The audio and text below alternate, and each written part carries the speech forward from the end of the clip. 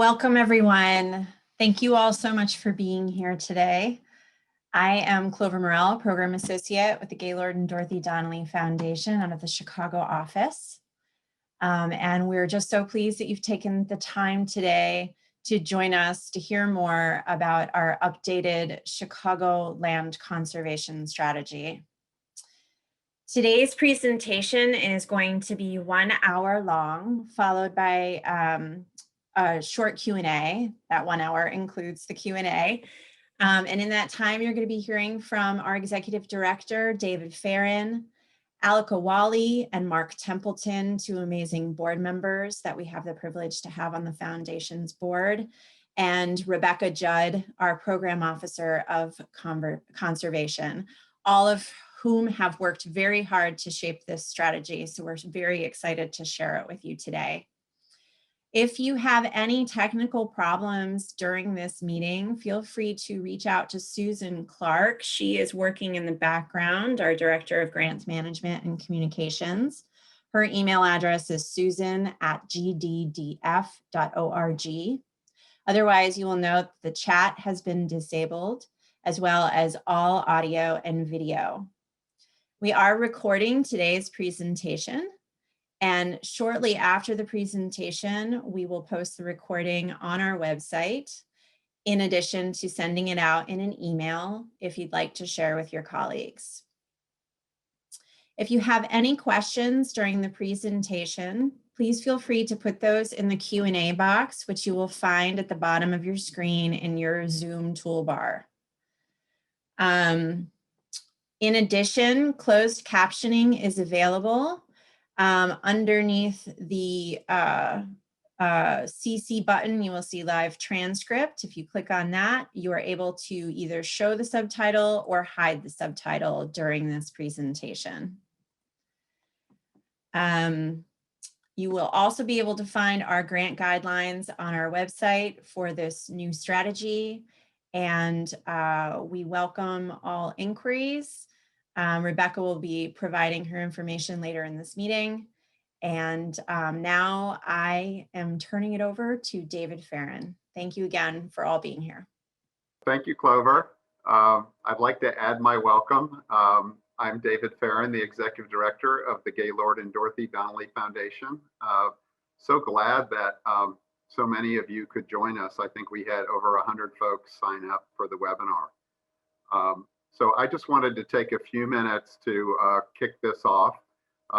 Most of you know us. We're a 65-year-old family foundation active in the Chicago region and in the coastal area of South Carolina, which we affectionately refer to as the Low Country. We've supported land conservation for many decades.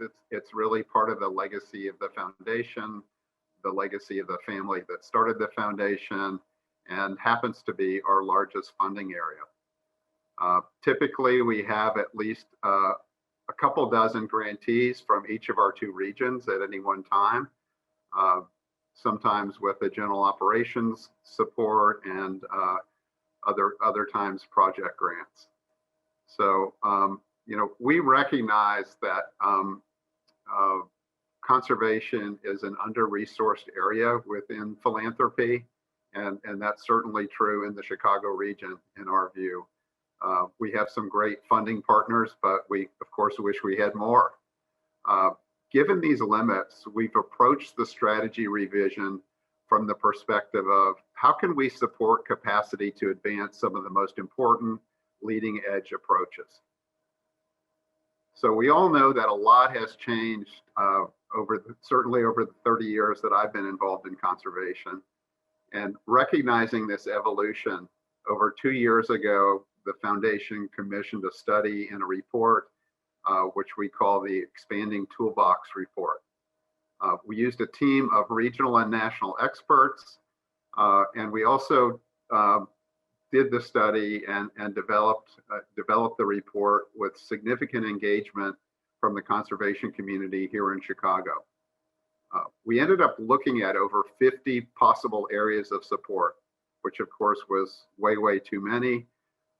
We narrowed that down and Many of you likely participated in the webinar that we shared the report in the spring of 2019.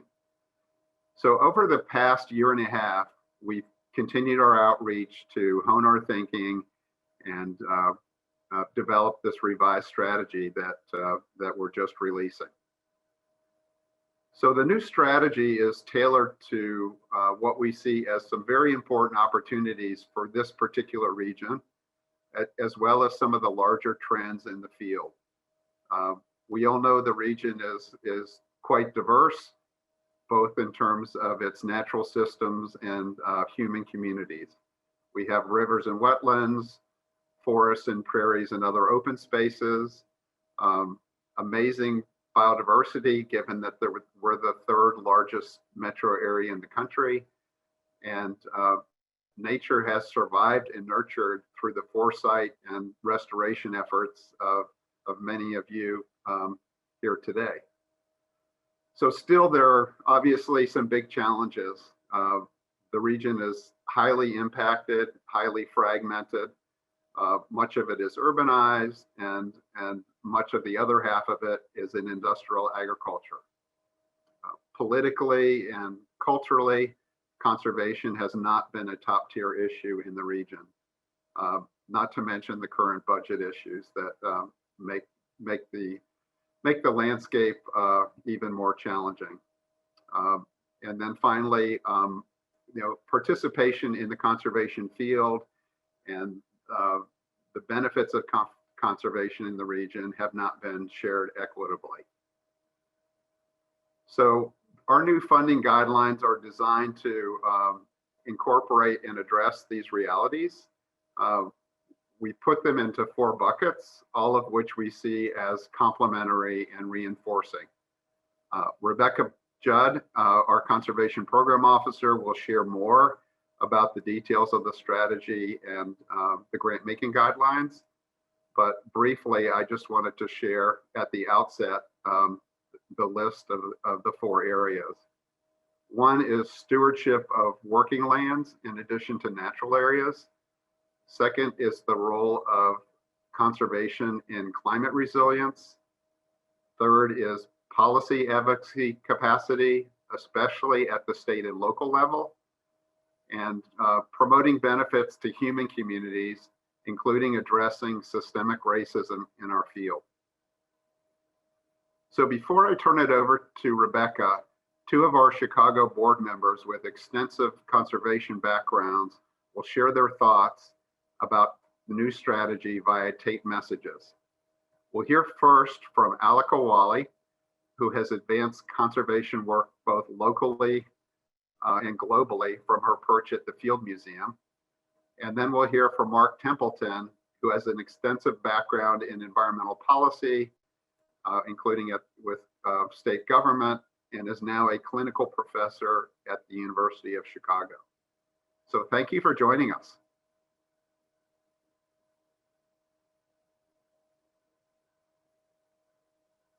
Hello, everyone. I'm Aleka Wallace. I'm a curator at the Field Museum.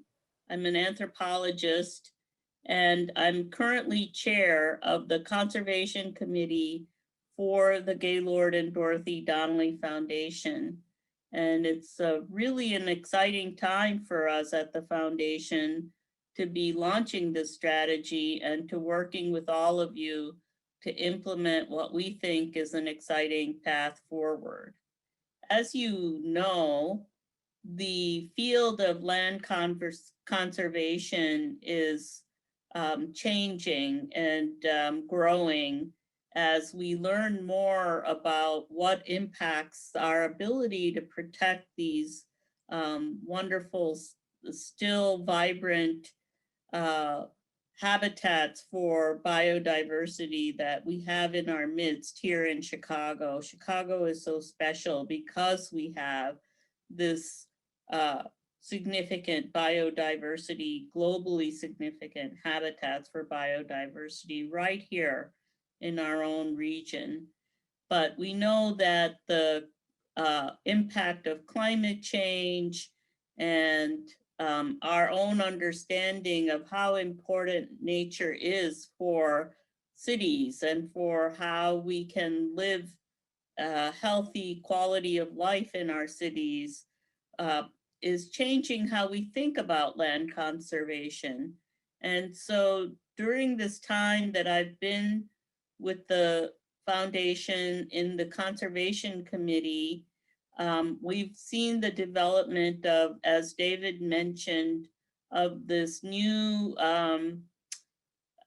approach to land conservation encompassed in the Expanding the Toolbox of Land Conservation Strategies report. And we've been, since 2019, we've been working on thinking about how we can implement some of the recommendations that came out of that report.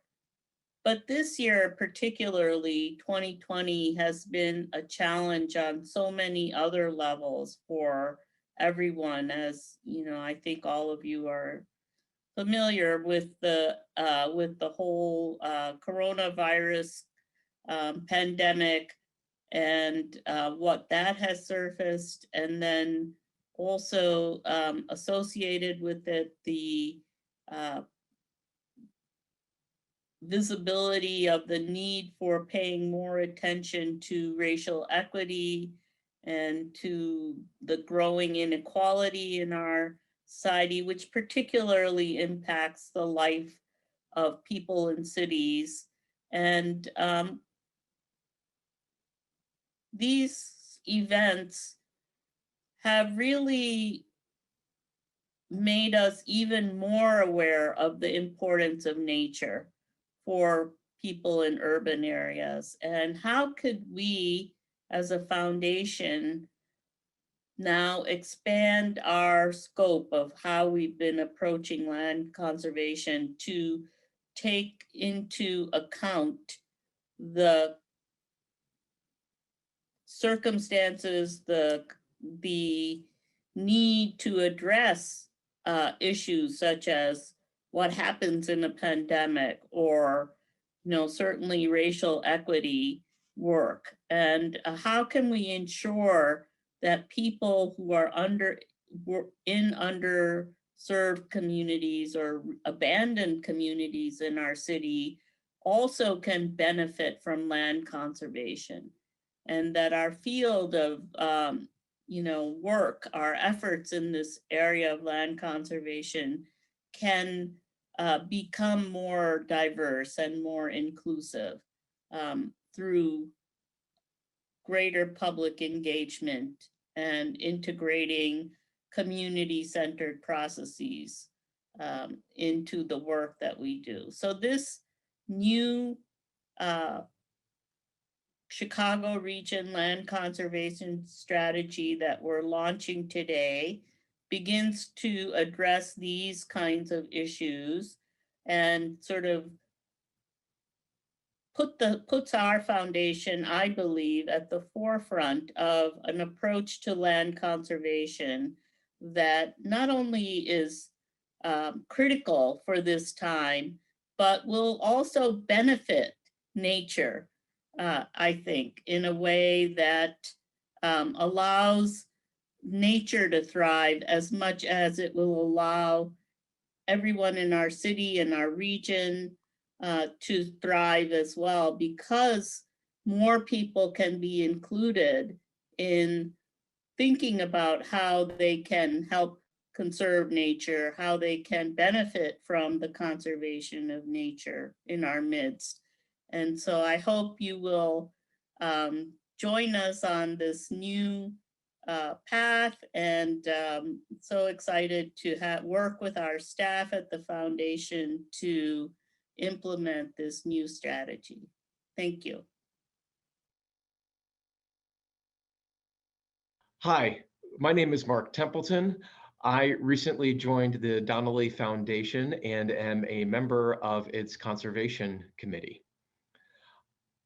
I teach environmental law and policy at the University of Chicago Law School, and I've been there 9 years. Before that, I oversaw the Missouri Department of Natural Resources for Governor Jay Nixon, And in that role, I oversaw approximately 70 state parks and the lands associated with them, our state environmental protection agency, and our water resources division, which oversaw the state's involvement with Missouri and Mississippi River issues as well as other water resource issues throughout the state. In the past few years, I've also been a member of the Conservation and Policy Council of the Cook County Forest Preserves, which has given me a firsthand opportunity to learn about a lot of the land management and land conservation efforts in Cook County. I'm excited to join the Donnelly Foundation Board and the Conservation Committee at this time as we are rolling out our new land conservation strategy. I want to talk about three particular aspects of that strategy, as I know my colleagues are talking about other aspects. First, I want to talk about some of the innovative approaches to that strategy. Second, I want to talk about climate resilience and the importance of climate resilience. And third, I want to talk about the importance of policy advocacy. First, I think any of those who've been involved in land management realize that we need to think more broadly about what are the lands that we are trying to protect and improve. Not just those that have been set aside in the past, but we need to look at lands which you could call working lands in a couple of different ways. So one would be agricultural lands. When I worked at the Missouri Department of Natural Resources, my colleague in the agriculture department said that our first stewards of the land and those to whom the land are most important are some of our agricultural producers. And I think it is true that the agricultural community can have a significant interest in making sure that our lands are well protected. Another area in which there are significant lands that we can work to improve are also those related to utility corridors. Those present great opportunities for protecting fauna as well as flora. And I think that they have largely been overlooked in the past. So by expanding our notion of protecting and preserving land around these working lands, we have the opportunity to make significant strides. Another area kind of in that as well is also thinking about stormwater management, right? These lands provide vital services in terms of managing the water that comes from storms. This is even more important in the time of climate change, when we are seeing more severe storms, which mean more severe water situations, and making sure that we have and protect and preserve wetlands and buffer areas. It is important for nature as well as for those of us who live next to and near nature as well. Second area I want to highlight, which I also just mentioned a couple of minutes ago, is the importance of climate resilience. Climate change is happening. It's significant. It has the opportunity of being severe. We need to be taking advantage as a society and definitely as a foundation, and our grantees need to be working to addressing climate change. Both in terms of strategies that help to mitigate climate change, as well as adapt to climate change. And so we're very eager to see proposals and opportunities to further address climate change through the land conservation strategy. A third piece I want to mention is also the importance of policy advocacy. Policy advocacy helps to set the playing field for ensuring that the land conservation strategies that we implement are actually effective. This is particularly important to me as a lawyer and as a former regulator. I see how laws and regulations and policies and funding can have huge impact on the opportunities for conserving land. It can make it more difficult to conserve land by imposing additional requirements or barriers, or it can make it easier by fostering innovative opportunities. And frankly, changes, a handful of changes in some laws and regulations and funding opportunities can lead to the inflow of tens of millions of dollars that can be leveraged to support land conservation. So again, I think this is a particularly exciting time for the Donnelly Foundation to be adopting and promoting this new land conservation strategy.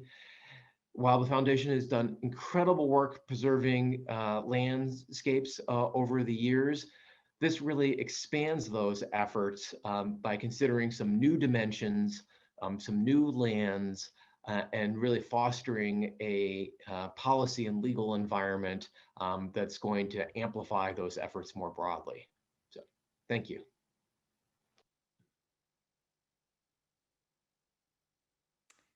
Great. Thank you, Aleka and Mark, for your remarks. As you can see, we're very privileged to have them as board members on the foundation. We hope that you found their remarks informative, inspiring, and also help provide more context for the foundation's values that informed our strategy. For those of you that don't know me, I'm Rebecca Judd. I am the Conservation Program Officer for the Foundation. I manage our grant-making portfolio for our Chicago Land Conservation Program. Just want to reiterate how appreciative we are for everyone's time, interest, and participation today. As you can tell, we're all really excited about the launch of this new updated strategy and hope that you are too. We think it will help support a broad range of innovative and conservation, comprehensive conservation work. I did want to spend a little bit of time just giving a brief overview of our strategy and our guidelines. So we do have another slide to share. We did post our new guidelines on our website a few weeks ago. So hopefully all of you have had a chance to take a look at that. But if not, we've provided a link for you in big bold letters that hopefully you can check out. But as you can see, and as you know, David and Aleka and Mark have talked about, our strategy is really characterized by four key prongs. And these are the key themes by which we will be evaluating proposals. And these four prongs include one, supporting and advancing innovative and regionally strategic conservation approaches, including those Chicago region strategies that were outlined in our foundation's Expanding the Toolbox report that you've heard about earlier. You can also find a link to that report on our guidelines page. And this also includes the stewardship of both natural and working lands. And as Mark talked about, we really think there's a tremendous opportunity to further progress when it comes to the conservation of working lands. For example, agricultural land makes up almost 50% of the Chicago region's total land area. So that just, again, represents significant opportunity to really advance conservation opportunities on those lands. The second prong is ensuring that climate resiliency is integrated into all work. As you've heard about earlier, given the impacts of climate change and how that impacts not only ecosystems, but also human communities, we really think it's critical that land conservation plays an elevated role in helping to address and mitigate the impacts of climate change. So therefore, it's really important, as organizations think about climate resiliency, that they're really using that as a lens to prioritize how they're making investments in what lands to either acquire or steward, particularly those landscapes that can provide more resiliency or provide habitat connectivity to other protected and stewarded areas, and also to address and provide ecosystem service benefits to humans, particularly in the face of more challenging weather, whether that's thinking about land conservation in the terms of providing clean drinking water, purifying the air, mitigating urban heat islands, and also helping to protect against flood risks. We just, again, think there are enormous opportunities when it comes to incorporating climate resiliency in all programs and projects.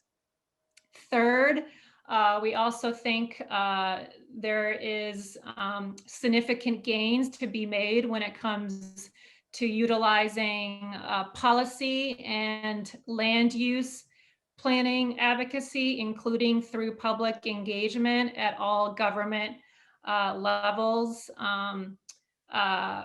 In particular, we think there is a real need to build and increase public, political, and government support for more robust public conservation programs and funding. And so we, again, just think there's a real tremendous opportunity there to play more of a role when it comes to advocacy efforts. And fourth, we also really want to connect the dots of conservation to people and really ensure that that we increase the relevance and the reach of conservation work by providing not only ecological benefits, but also human well-being benefits, particularly for the diverse and underserved communities that are in our region. So we do anticipate that a range of innovative and diverse organizations and programs that advance and align with these goals could be eligible for either general operating or project grant support. We also recognize that in many instances, these four objectives will often be interconnected. So certainly how well an organization, program, or project aligns with and advances one or more of these primary goals will certainly be taken into account. I also just wanted to quickly highlight that promising partnerships, convenings, collaborations that accelerate and enhance these four core pillars could also be eligible for grants and other support, including technical assistance. And before we open it up to questions, I just wanted to make a quick plug. I wanted to remind folks that in addition to our regular grant making, the foundation also offers program-related investments, which are bank-like instruments such as bridge financing and credit enhancements to assist with the acquisition or other permanent protection of strategically significant land. So I certainly encourage you to take a look at our PRI page on our website if you would like more information. So hopefully that helps provide some clarity as to our strategy and to our guidelines, but we also wanted to make sure that we left time today to help answer any questions. As Clover noted at the beginning of the webinar, please use your Q&A box to submit questions. Clover will be combing through those and facilitating the reading out of those questions that hopefully I can help answer. So Clover, do we have anything in the queue yet? Yes, we do. All right, first question is there an appetite for supporting frontline environmental justice groups led by impacted communities working on climate resilience, water access, land issues, stormwater management, etc.? Certainly. I definitely think there is a real desire to support organizations that are led by or serve frontline communities that align with, again, one or more of the 4 goals of the strategy. So certainly we think, especially when it comes to climate resiliency and land protection efforts, that could certainly be a good avenue to explore. Could you speak to the relationship with the prior high priority landscapes? Certainly. So our prior strategy was a bit of a traditional one. We supported landscape scale, natural area conservation work with a priority emphasis on 5 landscapes, which included the Hackmatack National Wildlife Refuge, the Kankakee Bi-State Watershed Area, the Calumet Bi-State Region, the forest preserves of Cook County, and the Midewin National Tallgrass Prairie. So certainly, we think that those 5 areas remain eligible under our new strategy, but consistent again with the guidelines that we have outlined, including alignment, where we're seeing work that's being advanced that meets 1 or more of those 4 prongs. And I also think, we've also broadened out our strategy. We used to have primarily a landscape scale natural area focus. And as you've heard today, we're broadening out our strategy to encompass both natural and working lands, and also folding in some of these other comprehensive approaches around the integration of climate resiliency, policy advocacy, public engagement, connecting the dots to people, which we really feel is critical to enhancing the impact of land conservation programs.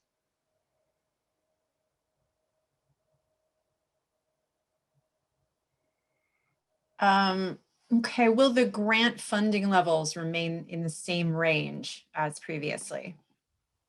That's a good question. Again, I think it's going to be dependent upon the proposal and the work.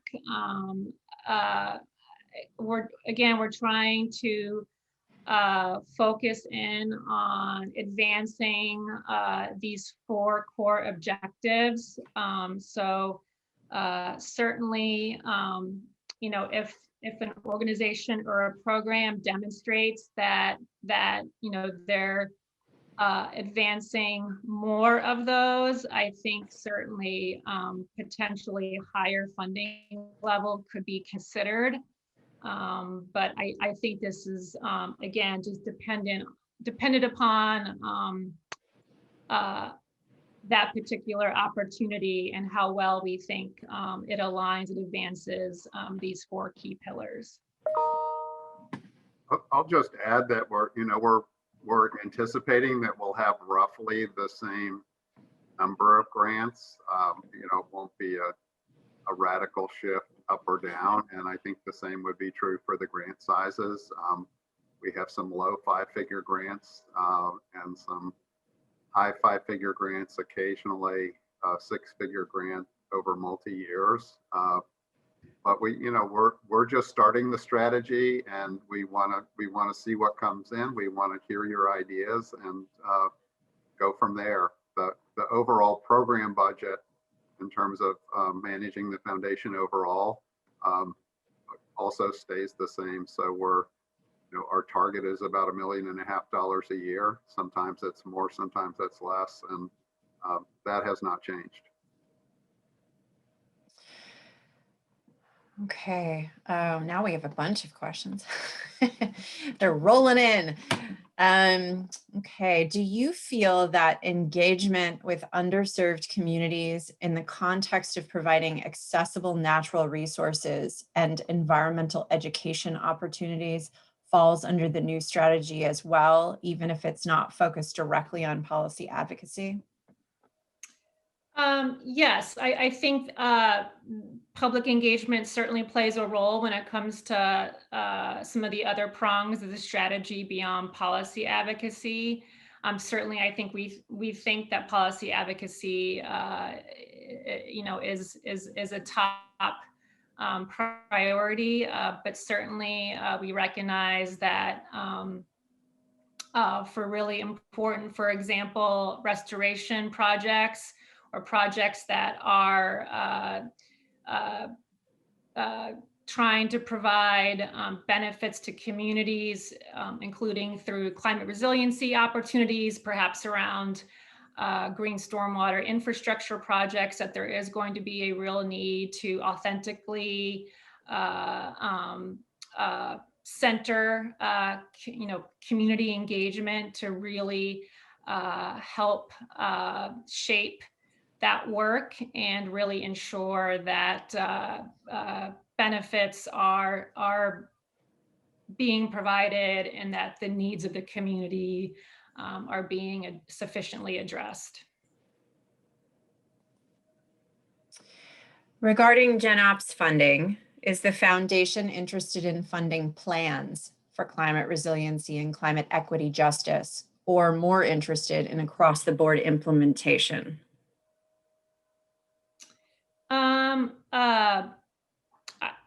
I welcome your ideas on that, but just to get more understanding as to the details of that. I think when it comes to just overall planning, the concern is that sometimes plans just live on a bookshelf, and we're always interested in having a better understanding as to what the implementation opportunities are. I think when it comes to climate resiliency, there are tremendous gains to be made by utilizing land conservation to better address and mitigate the impacts of climate change. I mentioned earlier around thinking about how you can prioritize what land should be acquired or stewarded, how connectivity to other stewarded areas can be thought about, how land conservation can provide benefits to human communities in the face of a changing climate. I think those are some of the high level opportunities that we think exist and should be advanced.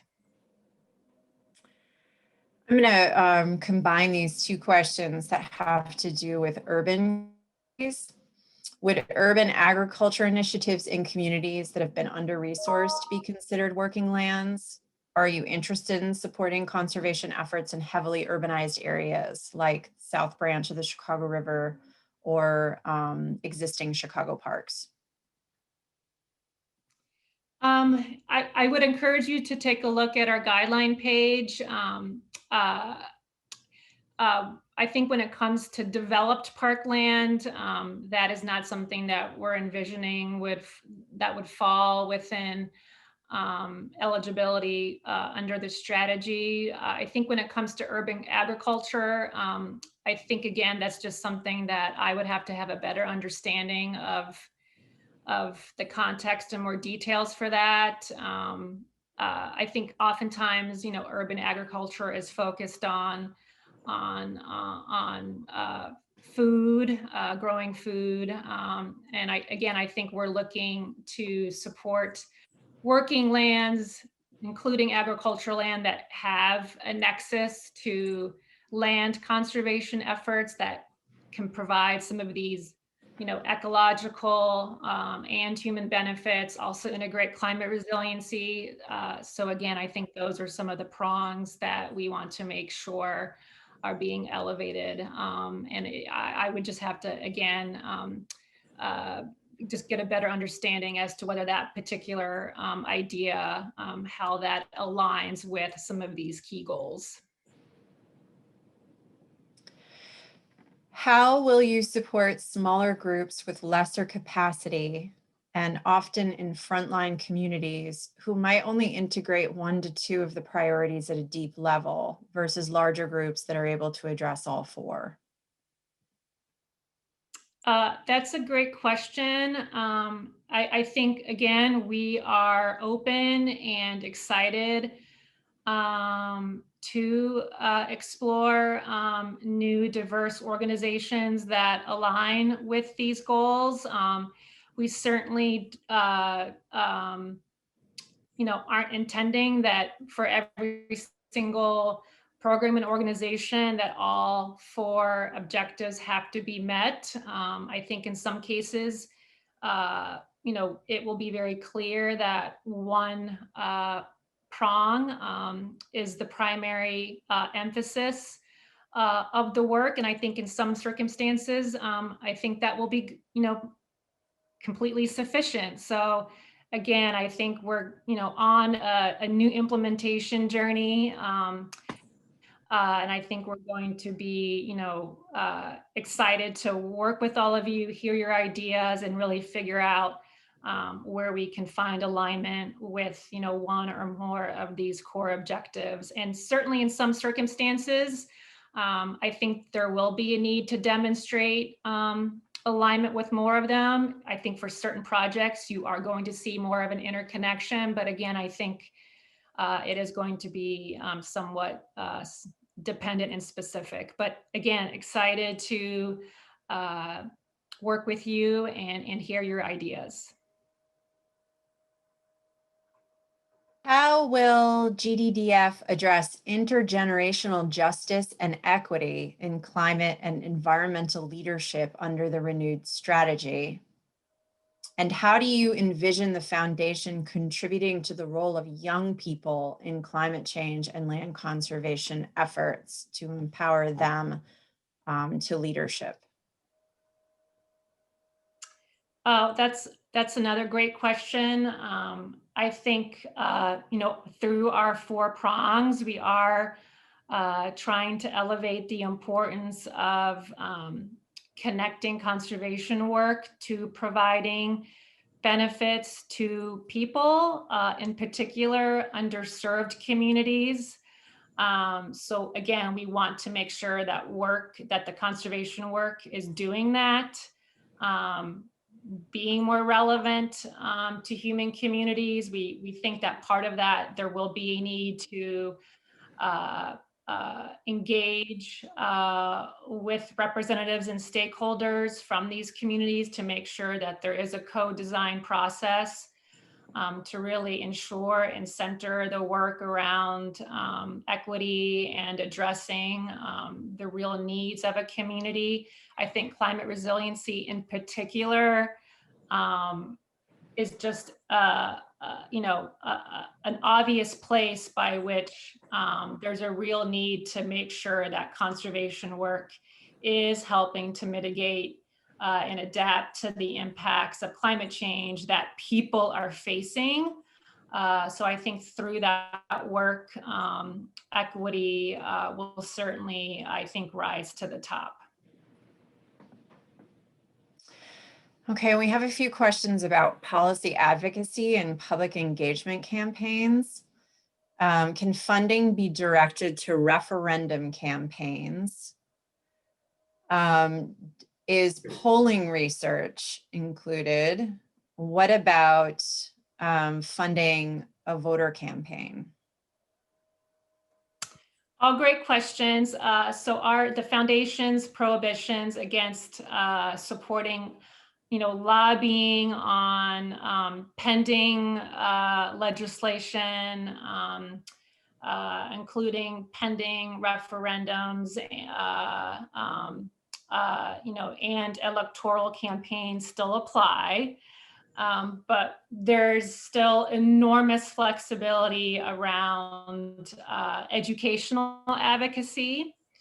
As we've talked about throughout this presentation, there has been a bit of a gap, especially at the state and local level, to elevate the importance of land conservation and elevate the need for more robust public conservation and programs.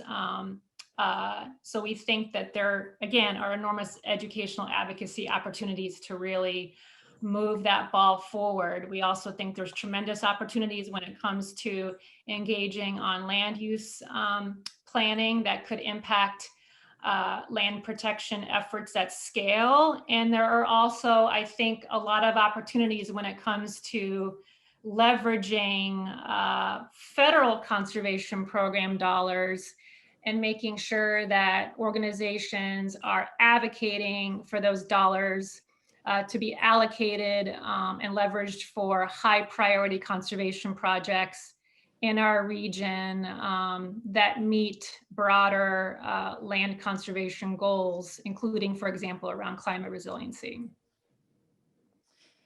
And related to what you were just responding to, is there an interest in connecting land use and environmental outcomes with other factors that impact climate change, such as housing and transportation? Again, our focus is on land conservation. So we're going to want to see a nexus to land conservation and alignment with one or more of the 4 key pillars. So certainly, we recognize that land use often kind of hits different buckets, but any sort of land use opportunity that impacts land conservation or land protection efforts at scale, which could include sprawl development, harmful infrastructure proposals, which I know also then hits on other important objectives that folks are concerned about, like housing. But again, if some of those land use decisions also then impact land conservation opportunities, I think that's something that we would like to explore with you and just get and hear your ideas. For working lands, would the foundation act as a matchmaker between NGOs and state and federal partners like NRCS, or should organizations establish those relationships on their own? That's a great question. I think this is something that the Donnelly Foundation prides herself in. I think we like to and enjoy playing a role with helping to convene partners, help make those connections, kind of serve as a bridge. So I anticipate that we'll continue to play that role and also support more robust, convenings, partnerships, and collaborations that advance these 4 goals. So yes, I think certainly yes. And what was the other question about working lands?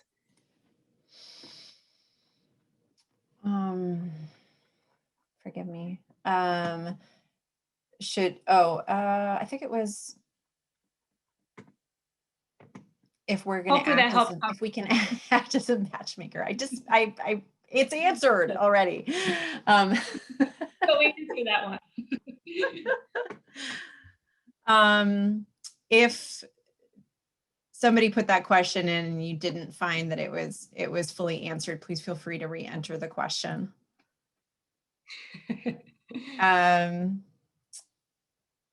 Here's something, I don't know, somewhat related. What kind of flexibility will grantees have to subcontract their funds to neighborhood or frontline groups that they have relationships with?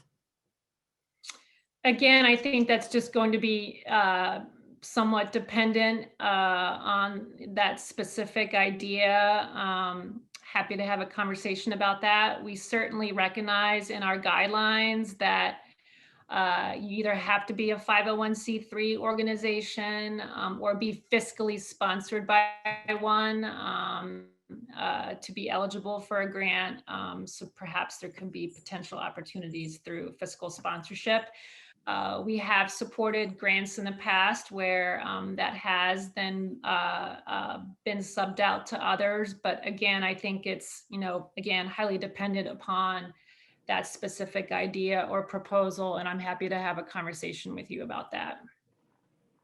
I'll just add in quickly that in some of these situations, and really with all the pieces of the strategy, we've already been moving in this direction on some of our grants, so we have some experience. I think when there's a larger group working with a smaller community group, our preference would be to fund each of them so that we have a direct funding relationship with the community group. But that's, that's going to depend on the circumstances. Okay. Great. For So I think the we probably last- only have time. Yeah. Yep, great. One Maybe more. one or two. Yep. For the last question, I'm going to kind of combine a few that have questions again about region. So are we interested in supporting conservation work in the corner of Southwest Michigan, excuse me, in the corner of Southwest Michigan?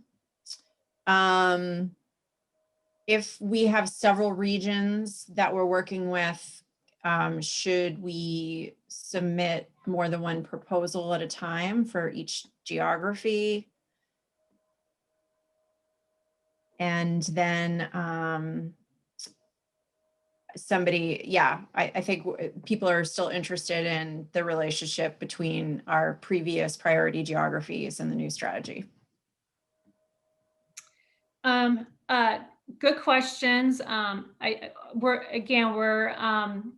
moving toward these 4 prongs rather than specific sub-geographies, although certainly some of our previous priority landscapes still remain eligible under our new strategy, consistent again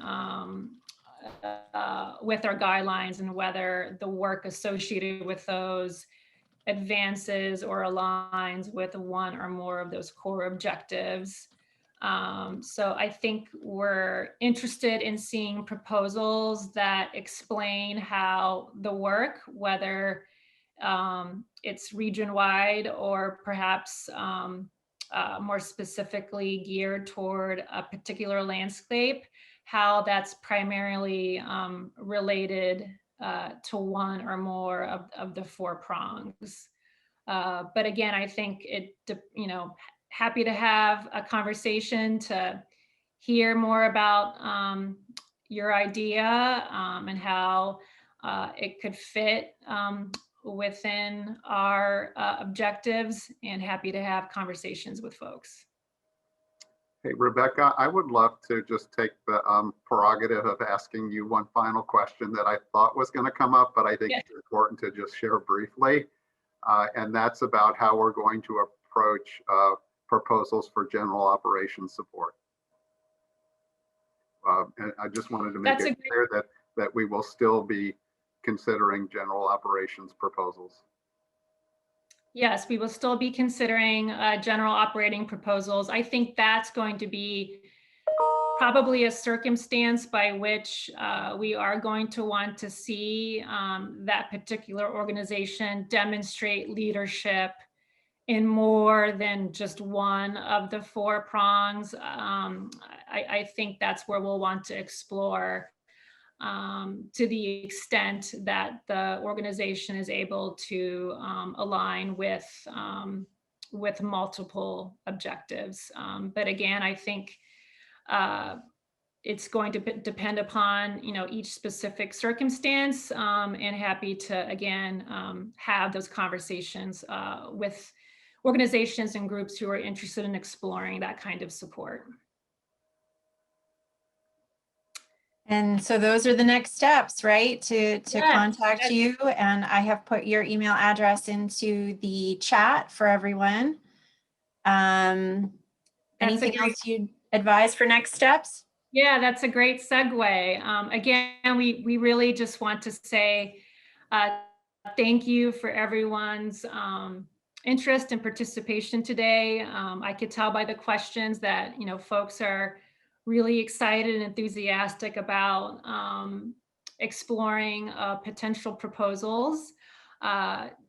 Just a reminder, the foundation does have 2 grant cycles a year. One starts in the spring. That proposal deadline is March 26th. We have on our website a post to our application form. So I encourage you to take a look at that along with the guidelines page. But certainly feel free to reach out to me, preferably well in advance of that March 26th deadline, so that we can discuss your potential proposal or ideas. Our second grant cycle begins July 30th. So that's another deadline to keep in mind. And for each of those 2 grant cycles, for the spring grant cycle, the board makes that decision in July. And then for our second grant cycle, the board makes the decision in November. So again, take a look at our website. Clover will be following up with everyone who attended today with my contact information. She'll also be providing a link to this recording. We'll also be posting this recording on our website as soon as that's ready, hopefully in the next day or 2. But otherwise, I encourage folks to reach out to me to discuss your ideas and any potential proposals. Great. Well, thank you, everybody. And we look forward to being in touch. Thank you. Have a great rest of your day. Thank you, everyone. Take care.